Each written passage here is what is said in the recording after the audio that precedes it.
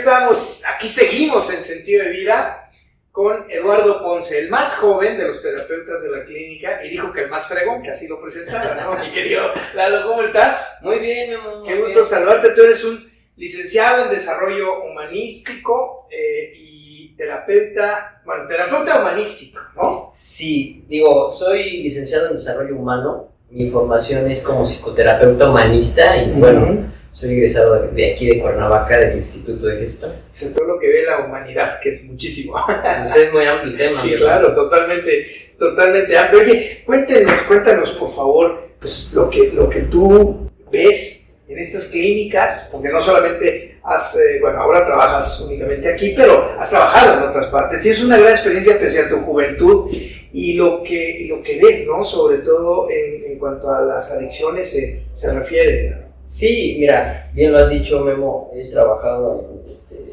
he tenido la oportunidad de colaborar con distintos lugares de rehabilitación. Ahorita estoy aquí. Principalmente mi trabajo es con jóvenes, ¿no? Y muchas veces el trabajo viene desde la prevención o cómo prevenir el llegar a una dependencia, ¿no? Mi trabajo es con jóvenes, con familias, ¿no? Dando información.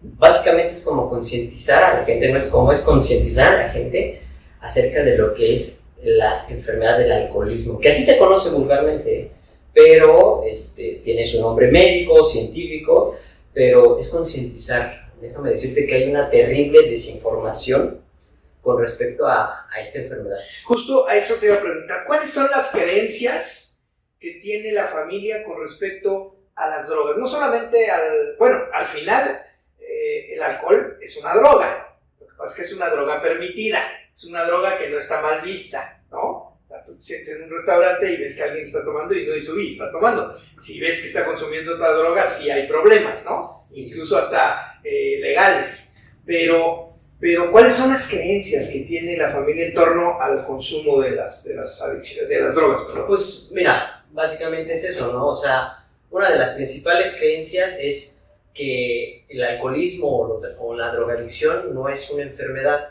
Siempre están diciendo como que es un vicio, ¿no? Te faltan ganas, por no decirlo de manera grosera, ¿no? Para poder dejar ese vicio, ¿no? O solo se necesita fuerza de voluntad. Si no tienes fuerza de voluntad, eso es lo que te dicen, ¿no? O por ejemplo, muchas veces se tiende a negar que hay una enfermedad de esa naturaleza, ¿no? De repente se disfraza de, pues es que está teniendo una mala racha, ¿no? Mi hijo, o no sabe qué es lo que quiere de la vida, ¿no? O es adolescente, ¿no? Entonces, a veces básicamente me enfrento a cómo saber, o más bien no es como que me enfrento, es informar a la gente, a las familias, en cómo saber si el adolescente está pasando por un proceso que es natural dentro del periodo de la adolescencia, o si hay focos rojos que pueden identificarse como una posible dependencia a una sustancia, ¿no? Caray, eso suena muy interesante, pero además suena terrorífico, ¿no? Porque ¿cómo diferenciar en eso? Mira, o sea, que no te digan, no, es que está en la etapa del... ¿Cómo le llaman los de los rebeldes, sí, etapa sí, rebelde, sí, ¿no? en la etapa rebelde, de la punzada, ¿no? Mi papá le decía más feo, ¿no? Pero, ¿sí? Pero sí decía que estaba en la etapa de la rebeldía o de la punzada, ¿no? ¿Cómo diferenciarlo, no? De eso oye, podría tener un problema de adicción. Mira, yo recuerdo las palabras muy claras de un colega y amigo, ¿no? Hasta la fecha, que me decía, ¿no? Tienes que tener en cuenta, o tienes que observar mucho al adolescente. Por ejemplo, un adolescente normal, y pongo en comillas normal, claro, un adolescente normal, que te pide permiso para ir a una fiesta a las 10 de la noche y para regresar a las 5 de la mañana, y tú como papá le dices, no vas, de alguna manera el adolescente normal lo que hace berrinche, te suplica que lo dejes ir, y tú te mantienes firme y dices que no. Lo que va a hacer es se va a encerrar en su casa, en su recámara, va a poner la música a todo volumen y ya, ¿no? Es lo que haría en teoría un adolescente normal, ¿no? ¿Qué pasa cuando ya hay un foco rojo, no? Cuando hay una transgresión de límites. Es ese adolescente que le dices que no, se va a su recámara, prende la música, mienta madres y de todos modos se va a la fiesta, ¿no? O sea, empieza a brincar límites. Le es muy difícil al adolescente lidiar con límites. Entonces, ahí es, por ejemplo, un poco rojo, bien importante que los padres tienen que estar conscientes y tienen que estar observando, ¿no? Muchas veces yo les digo, oye, observas a tus hijos, oye, escuchas a tus hijos, porque hay una diferencia entre observar y ver y escuchar y oír. Claro. Entonces, es eso a lo que me refiero. Eso sería lo más importante. ¿Cómo se normaliza el uso de las drogas en la familia? Digo, ¿se puede normalizar el uso de las drogas? ¿Está bien el concepto que estoy aplicando? Mira, es que es una pregunta muy general. Sí. Y puede tener una respuesta desde diferentes perspectivas, ¿no? A ver, o sea, la respuesta de Eduardo Ponce. La respuesta de Eduardo Ponce, primero que nada, vivimos en México, es una cultura con un alto nivel de creencias que tienen que ver con creencias de consumo, ¿no? Yo tengo 31 años de edad y me tocó todavía crecer en la generación en donde el clásico... Eres millennial de los... Sí, todavía eres millennial. Todavía soy millennial. Entonces, el clásico, ¿cómo te digo? Yo crecí con el estereotipo del clásico hombre que solucionaba sus penas a través de las borracheras, ¿no? Okay. A través, crecí con Pedro Infante, con Tintán, a lo mejor en las nuevas generaciones dicen, ¿quiénes son esos güeyes, no? Pero, con Jorge Negrete, ¿no? Personajes o estereotipos de machos mexicanos, sí, ¿no? Claro. Entonces, ¿qué se veían en las películas y qué se sigue viendo también ahorita, ¿no? Están consumiendo. Pero ahora está peor, porque ahora, bueno, no peor me refiero, ahora hay uso de drogas, uso de muchas más sustancias. Exacto. Mira, número 1, la cultura en la que vivimos, ¿no? Número 2, ¿cómo crece? O sea, crecemos con lo que observamos en la familia, ¿no? Si nosotros hiciéramos un análisis de cuántas familias mexicanas consumen alcohol en cualquier tipo de reunión social, te sorprenderías de la estadística. No, bueno, me imagino. Yo recuerdo en mi familia, las fiestas familiares, las reuniones familiares, se hacían con un chingo de comida y con abundante alcohol, ¿no? Yo no recuerdo una fiesta familiar en donde no abundara el alcohol. Entonces yo recuerdo que desde pequeño, cosas como, ay, mira, Lalito, ¿no? De 6, 7 años, ¿no?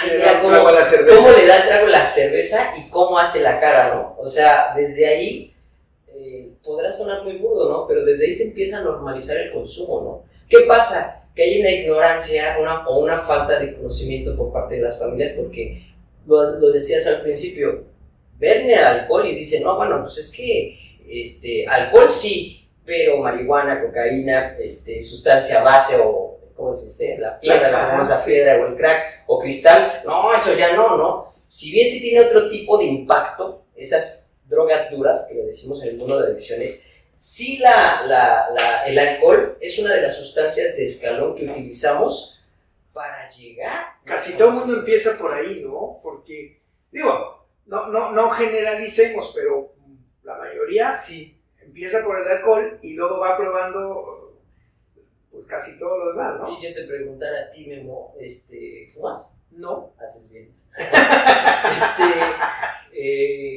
¿A los cuántos años tomaste tu primer trago de alcohol? Ya grandecito, como a los 27, por ahí. ¿27? Sí. ¿En serio? Yo era un niño bien portado. Estoy quedando mal. No te preocupes, no, porque después le quise tomar todo lo que no había tomado en los 27 años anteriores. Pero sí, empiezas por eso, ¿no? Precisamente porque los chavitos, o bueno, a mí me tocó ver a un papá que le dio a un niño de 3 años una probada de un dedo de tequila, así se lo pasó por la boca y yo... Son creencias que se van teniendo, ¿no? Sí, Yo claro. recuerdo a mi abuelita que le decía a mis tías que tenían a mis primos, oye, ponle anís. Sí, claro, para cuando cuando están saliendo los dientes. ¿No? Sin embargo, tenemos que recordar, y como padres de familia tienen que saber, que esta es una enfermedad que es genética, que se puede transmitir y que se confunde con que el síntoma principal de esta enfermedad es el consumo de la sustancia, ¿no? La que sea, alcohol o lo que sea. Sin embargo, ese es el síntoma principal. Lo demás, hay una serie de sintomatología, de rasgos, en donde se trabaja, o sea, se tiene la persona, ¿no?, que es alcohólica. Muchas veces me preguntan los papás, bueno, si no consume entonces no es adicto, no es alcohólico.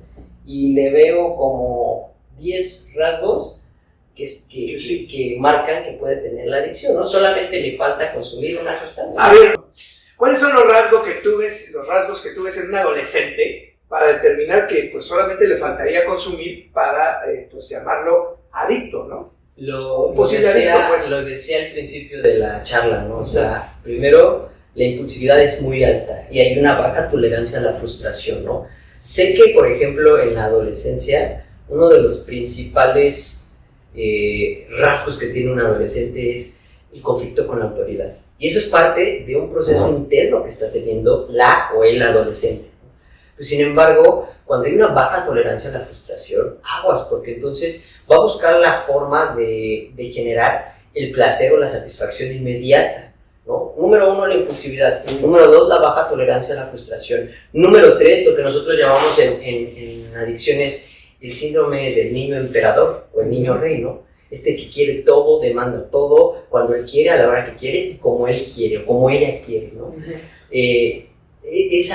Habla de un exceso de arrogancia, por así decirlo, por no decir de soberbia, ¿no? Que a veces se puede confundir esos conceptos, pero el síndrome del niño emperador. Quiero todo a la hora que yo quiero, cuando yo quiero y como yo quiero. 4. Otro síntoma más, hay una tendencia, un síntoma muy importante, la hipersensibilidad, ¿no? Y esto es algo bien difícil a veces o complejo de entender para las familias, ¿no? Una persona que es adicta tiene una hipersensibilidad emocional alta. Para decirles en palabras comunes, la persona adicta o con perfil adictivo siente de más. Cuando está enojado, no está enojado, se encabrona, ¿no? Cuando está feliz, no está feliz, está eufórico. Cuando se pone triste, no está triste, está depresivo. O sea, todo el tiempo está tocando picos de sus emociones y su vida es como un electrocardiograma. Imagínate una persona que vive así su vida, o un adolescente que está pasando por una etapa difícil, que está viviendo así con estos picos emocionales. Viene y le ofrece el amigo para calmar esa hipersensibilidad y dice, chíngate una chela, ¿no? Y esta hipersensibilidad va a ser cuando tome la cerveza, ¿qué crees? Entonces dices, bueno, ya sé con qué, claro, ya sé con qué, claro. En realidad es un mundo de información esto de las adicciones en los adolescentes, ¿no? La cuestión es prevenir, sí se puede prevenir.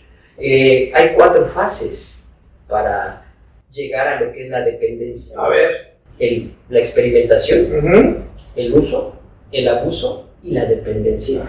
Ya cuando se llega a la dependencia, puedo decirlo abiertamente, de alguna forma ya valió más. Bueno, cuando llegas al abuso, de hecho, ¿no? Antes de llegar a la dependencia, ya desde el abuso yo creo que es cuando dices, ya valió, ¿no? En el abuso, de alguna forma, si el adolescente cuenta con los recursos necesarios, puede frenar todavía el llegar a una dependencia de una sustancia. Pero a veces la línea muy delgada, hay una línea muy delgada entre el abuso y la dependencia. Realmente te das cuenta cuando ya cruzaste esa línea. Claro. Ya estás en la fase de la dependencia. Entonces, mamás, papás, mi consejo siempre, escuchen y observen a sus hijos o hijas, ¿no? Ese es lo más importante. Oye, papá, es que la vida es un asco, ¿no? Y el papá, ay, ya, deja de estar fregando, ¿no? Así es la vida. Oye, papá, es que me siento mal.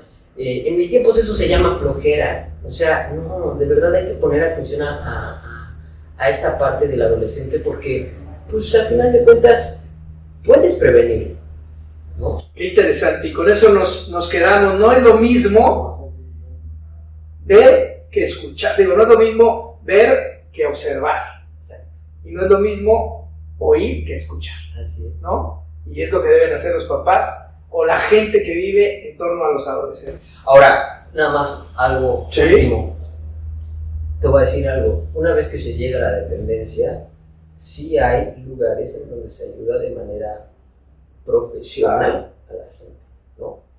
adolescentes o cualquier, porque también esta enfermedad no respeta edades. Entonces, pero ya ese tema es de harina de otro costal. Bueno, y uno de esos lugares pues es ni más ni menos que aquí, www.clinicasentidodevida.com. Muy bien, pues aquí nos vemos. Gracias amigos de Sentido de Vida, que estén muy bien, cuídense mucho. Gracias. Gracias a ti, Lalo. Bien, ¿ya ves? Oye, sí, bloopers, porque